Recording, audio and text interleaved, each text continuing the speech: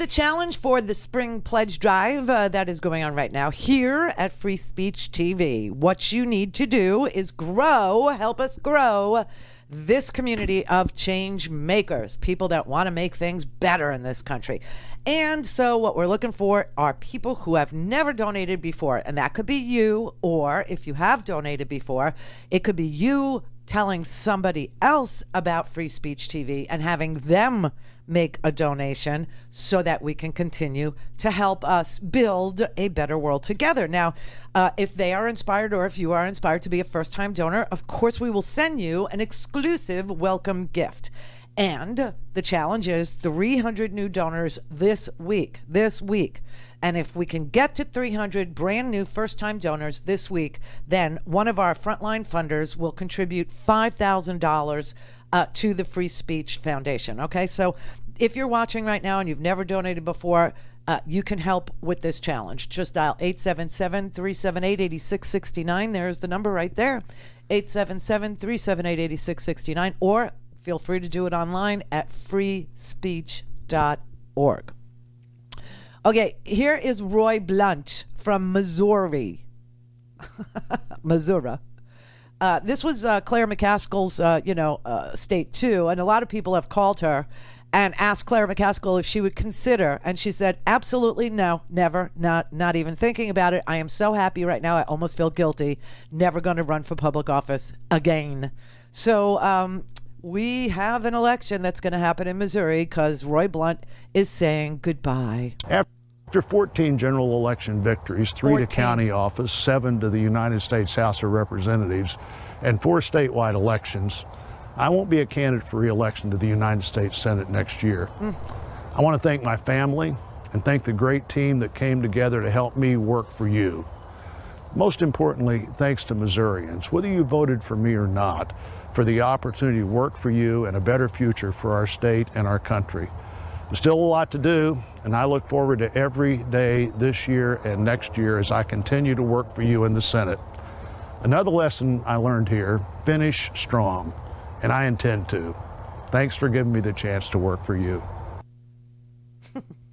14 elections. It's a lifestyle at this point, okay? It's not a job, it's a lifestyle now. 14 elections. I can't even believe it. 4 to the Senate, so that's 24 years in the Senate. He's 71 years old. He made a 2-minute video. I just played you the last part of it.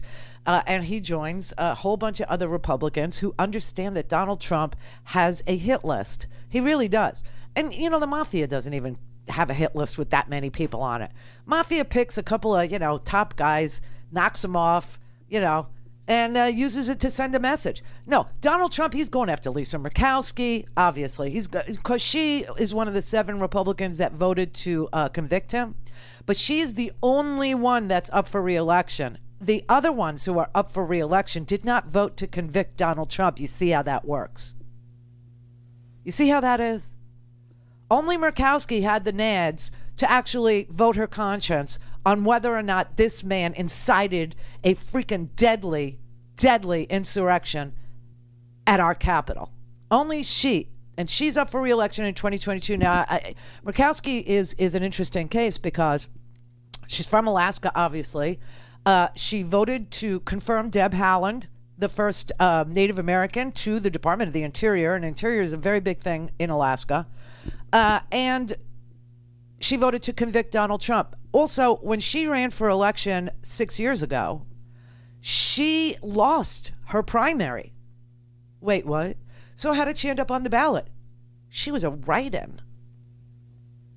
Lisa Murkowski had her name written, and her name's Murkowski, and people wrote her in Alaska rather than vote for the person who won the primary. So she's a tough bird. She's and she's a Republican, obviously, but she is being targeted by Donald Trump. He wants her to pay a price for betraying him, as if look, everything you need to know about politics and business is in The Godfather. So just watch it again and you'll understand what the hell's going on. But you got a lot of Republicans retiring now because they don't want to be targeted by Donald Trump's freaking hatred and his white supremacist base. So you got guys like Roy Blunt throwing in the towel because he just doesn't, and Shelby of Alabama throwing in the towel, and Pat Toomey of Pennsylvania throwing in the towel. Grassley just, it should be mandatory. I mean, honestly, could we have a cutoff age of 90? Could we just say that? Like, I think it would hit Dianne Feinstein too. I don't know. I have to look up how old she is. But could we just have a cutoff like 90? Wouldn't that be, okay? I'm not saying 65. There's a lot of, the president of the United States is 78 years old. Donald Trump is 75 years old, right? You got, Roy Blunt there. He looks dapper. He's 71 years old. He looks good in that down vest. Yeah, he was known for, being a dapper dresser, is what he. But I'm just saying, could we just have a cutoff of 90? Like 90. Go enjoy your years. Go enjoy. You might live to be 100. Go have your 10 years of, walking on the sand and breathing, fresh salt air, or go to the lake and fish. 90. So a lot of them are retiring, and I'm looking at the list. Okay, this is the list.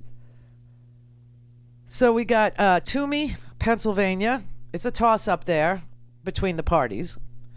We got North Carolina, where Richard Burr is not going to run again. Richard Burr, everybody, the chairman of the Intelligence Committee. Guess he knows too much. He doesn't want to run anymore. So that's most of it's leaning Republican. Wisconsin, Ron Johnson has to run again. Portman is open because the Ohio seat is open because Portman is retiring. Florida, we have to beat Marco Rubio. Little Marco. We also have to defend Nevada. We have Cortez Masto. Georgia, we have Raphael Warnock. It was a special election. He's got to run again, believe it or not. He has to run again. Arizona, Kelly, special election, has to run again. And New Hampshire, we have to defend Maggie Hassan. Then we have a lot of solid Democratic seats and a lot of solid Republican seats. Because, what happens is a third of the Senate has to run every election. It's just a third at a time. It's not like the House. Don't forget about the House, though. We have every single solitary seat in the House that we have to defend. And then we have some seats that we would like to take. And that's why the voter suppression is going to be sky high. That is why they've chosen this year to change state laws that have been in place for 15, 20 years. No more drop boxes. No water on the line. Water on the line. Wow. No water? Come on. Don't have time to listen to the live show? Want to hear more on your schedule? Go to randyrhodes.com and buy a stinking podcast.